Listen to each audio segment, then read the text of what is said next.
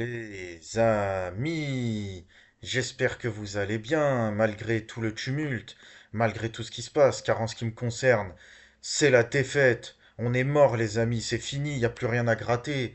Les cryptos, ça remontera jamais. Les marchés vont tous s'effondrer, les cryptos, c'était juste un prélude. Là, les autres marchés, ils vont tous faire plouf. T'inquiète, c'est fini, il y a la guerre en Iran, il se passe plein de choses mauvaises dans le monde. C'est la catastrophe, les amis. C'est la descentada. On avait un espoir de remontada. Ben maintenant, c'est la descentada totale. Ok? Et évidemment, je plaisante, les amis. Ah, vous me connaissez maintenant, hein. Bah, pour ceux qui me connaissent pas, je vais pas dire vos grands-mères les, comme l'aurait fait un certain Mohamed Eni. Mais ceux qui me connaissent pas, bon, vous avez peut-être eu un peu peur. Non, rien n'est fini, les amis. Rien n'est fini, même si quand même l'heure est grave et voilà. Il y a bien malin sera celui pouvant dire vers où on va se diriger, vers quelle direction vont se diriger les marchés, vers le nord, vers le sud. Là, les crypto-monnaies, ça fait trop le yo-yo ces derniers jours. Un coup, ça tombe, t'as l'impression qu'on va en bear market, si on n'est pas déjà en bear market. Hein, ça va être justement la grande question de cette vidéo. Et un coup, tu as l'impression que ça y est, on entame un rebond technique, hein, le fameux rebond technique dont nous parlent beaucoup de traders et qui serait normalement un prélude à la fameuse alt saison.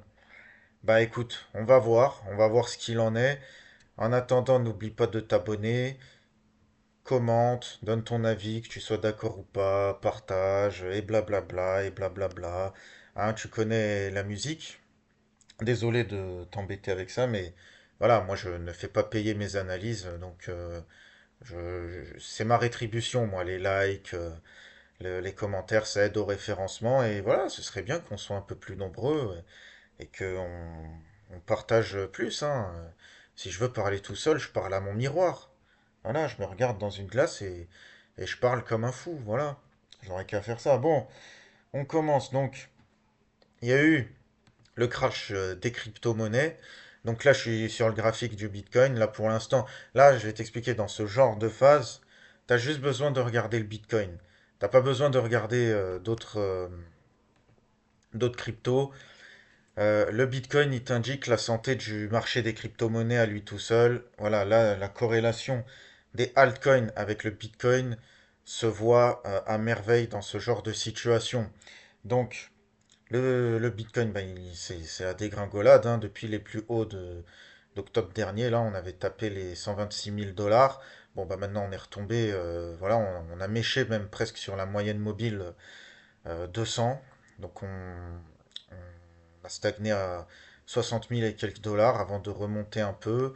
On avait dépassé, on avait presque atteint les 74 000 dollars hier. Puis aujourd'hui, ben, ça rechute. Ça fait le yo-yo entre les 60 et les 75 000 dollars, on va dire, pour être large, là, depuis quelques temps.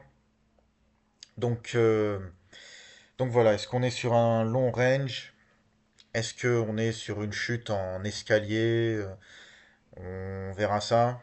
Moi, je pense que ça sent un peu le bottom. Moi, je pense que le support des 60 000 et quelques dollars a très bien tenu. Puis là, en ce moment, il y a la guerre en Iran. Loin de moi l'envie de profiter d'une guerre, évidemment, mais tu connais l'adage. Achetez au son, au bruit des canons et vendez au son des clairons. Le bruit des canons retentit là, d'accord? Ça bombarde un peu partout. Et comme par hasard, le prix du Bitcoin commence à remonter avec un effet yo-yo. Il monte, puis il plonge un peu, puis il remonte, et ainsi de suite. Bon, on va voir ce qu'il en sera. Maintenant, cette chute ben, des marchés, elle s'est faite essentiellement sur le marché des crypto-monnaies. Si on regarde le Nasdaq, bon, il y a eu une chute, hein, il y a eu une correction quand même, là, à partir de janvier. Mais la correction est quand même moindre, hein. Le Nasdaq est quand même plus proche de ses plus hauts historiques que ne l'est le Bitcoin. Et ça s'explique par la résilience des grosses valeurs technologiques. Donc là, je t'en ai pris une, c'est Nvidia. Nvidia qui actuellement est à 181 dollars et qui a un plus haut à 211, 212 dollars. Donc voilà, c'est pas tout à fait la même chose, les crypto-monnaies, ça reste encore très volatile. J'entends déjà les mauvaises langues se moquer, nous dire que le Bitcoin finalement c'est pas une réserve de valeur, etc. On va voir ce qu'étaient les valeurs technologiques à leur début, c'est-à-dire dans les années 90-2000. Elles étaient ultra corrélées aux indices et en étant plus volatiles. Donc finalement, le Bitcoin et les crypto-monnaies ont le même comportement à l'heure actuelle. Bientôt, hein, c'est une affaire de 10 ans, 20 ans, il y aura une décorrélation. Et là, on verra ce qu'est vraiment le Bitcoin. C'est à ce moment-là qu'on aura une vraie réponse, qu'on saura qui avait raison au sujet de Bitcoin. Là, tout de suite, c'est trop tôt pour se moquer. Mais bon, si vous voulez voir au jour le jour, moi, de toute façon, je fais pas de conseils financiers. Donc voilà. Alors, on revient sur le Bitcoin. Comme je te l'ai dit, on est passé en dessous de la moyenne mobile 50. D'ailleurs, il y a même eu un croisement entre la moyenne mobile 20 et la 50. Ça, en règle générale, c'est mauvais signe. C'est toujours mieux quand la moyenne mobile 20 est au-dessus de la moyenne mobile 50 pour que ça reparte à la hausse. En attendant, là, on est en dessous de la moyenne mobile 50 en semaine. Là, on est en vue semaine. Moi, je suis un long-termiste, hein. Moi, je fais pas de scalping, je fais pas de day trading. Moi, j'investis et je patiente. Voilà. D'ailleurs, en ce moment, je patiente plus qu'autre chose. Évidemment, j'ai plus de liquidité. Mais bon, ça me regarde, hein, évidemment. Tant mieux pour toi si tu as encore des liquidités que tu peux cartoucher. Encore une fois, pas de conseil financier, mais moi, je le ferai, là, à l'heure actuelle, dans cette situation, n'est-ce pas? Donc, euh, donc voilà. Donc, comme je te l'ai dit, on est en dessous de la moyenne mobile 50 en semaine. Donc, ça, en règle générale, c'est prélude de bear market. On est passé en dessous même de, des 0,38 de Fibonacci. Dans une précédente vidéo, j'avais montré ce niveau-là. On était à peu près à 84 000 dollars le Bitcoin. Bon, là, on est passé bien en dessous. Malgré ça, on reste au-dessus de la moyenne mobile 200 en vue semaine. Quand on regarde les précédents bear market, ben on le voit là. Sur le bear market donc, de 2022, on était passé en dessous. Donc la correction était beaucoup plus lourde en réalité. Donc est-ce qu'on peut dire qu'on est en bear market ou pas? Euh, Excusez-moi, hein, c'est vrai que je remets toujours en question ce fait-là. Il y en a beaucoup pour qui ça y est, c'est le bear market. Il y en a même pour qui c'est carrément la fin. Mais vraiment la fin des crypto-monnaies, même du Bitcoin. Le Bitcoin va vers zéro pour certains. En règle générale, quand on entend ça, c'est que c'est le moment d'acheter. Mais bon, hein, je ne dirai jamais assez. Pas de conseils financiers. C'est la troisième fois que je le répète sur cette vidéo. Mais voilà, c'est toujours bon de rappeler ça. Mais voilà, les amis, la correction n'est pas aussi cataclysmique que dans les précédents bear markets. Donc, est-ce parce que finalement, on n'est pas en, en bear market, ou est-ce parce que le marché des crypto-monnaies se consolide, qu'il y a de nouveaux acteurs plus professionnels que ne le sont les anciens, et donc finalement, peut-être que justement, plus on avance, plus les bear markets seront de moins en moins violents. Il y a peut-être de ça aussi, hein, on n'en sait rien. Mais en tout cas, voilà, ce qui est sûr, c'est qu'on est dans une grosse phase corrective. Quand tu regardes le Fear and Greed Index, là je l'ai pas. T'as des niveaux mais très très très bas. Bah attends, bah, tu sais quoi, je vais chercher là en direct. Je vais chercher donc, crypto, Fear and Greed. Allez, je cherche en direct. Hop. Ouais, on est à 20, s'il te plaît. Oui, oui, si tu veux, vas-y. Tiens.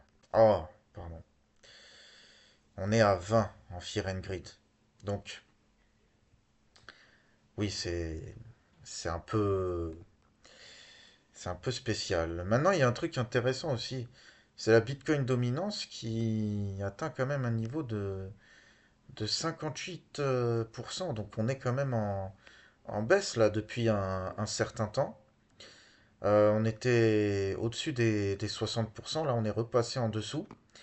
Donc est-ce que cela est un prélude à lorsque évidemment le marché repartira à la hausse, est-ce que cela est un prélude à justement une halte saison? Il y en a beaucoup pour qui c'est le cas. Autant il y en a qui sont trop défaitistes, autant il y en a qui sont trop enthousiastes. Moi, je te le dis honnêtement, je pense que faut que les liquidités suivent. Tant qu'on n'a pas de politique monétaire de quantitative easing et de baisse drastique des taux d'intérêt directeurs, l'alt saison, ça va être un peu compliqué. On peut avoir des mini alt saison de manière ponctuelle, hein, évidemment. Donc, je vais t'en montrer un exemple. Donc, là, ici, on a eu donc là, 2021, là, avec le fameux double top, on a eu les alt saisons avec le gros bull run que tout le monde attendait. Maintenant, si je te prends fin 2024, après l'élection de Trump, on a eu une mini alt saison. À ce moment-là, entre novembre et décembre 2024, la dominance du Bitcoin avait baissé déjà. Maintenant, est-ce qu'on a eu l'alt saison qu'on attendait tous? Non, parce qu'il y avait besoin de carburant, il y avait besoin de liquidité, il y avait besoin justement oui, de liquidité. Excusez-moi, hein. Mais voilà. On n'a pas eu l'alt saison qu'on rêvait tous. Alors oui, il y a eu certaines cryptos qui ont fait de belles performances. Je pense à XRP, notamment, ouais, XRP avait cartonné à ce moment-là. Mais voilà, c'était pas tout à fait ce qu'on attendait. Raison pour laquelle beaucoup se sont fait piéger après, parce qu'on était là à attendre comme des cons l'alt saison. Hop, ça, il y a eu les soldes Trump ensuite en avril, avant que ça reparte à la hausse. Là, Ethereum a fait une bonne performance. On se disait, allez, ça y est, c'est le début de quelque chose. Et non, on rebaisse. Bon.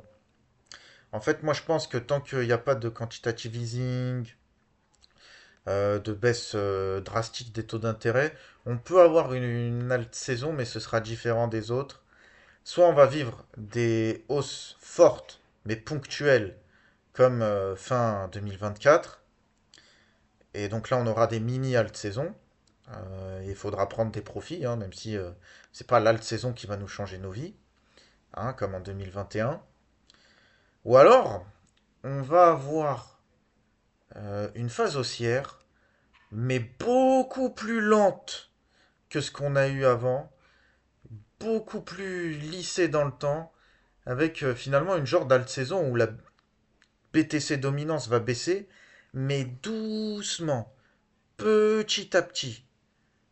Ce n'est pas impossible, hein. Si les États-Unis baissent les taux doucement et ne font pas ou tardent à faire du quantitative easing, bah, c'est possible. D'ailleurs, oui, c'est possible qu'on se dirige vers ça parce que là, justement, on a eu un nouveau président donc de la Fed qui a été nommé par Trump. Et puis ensuite, il faut que le Sénat approuve.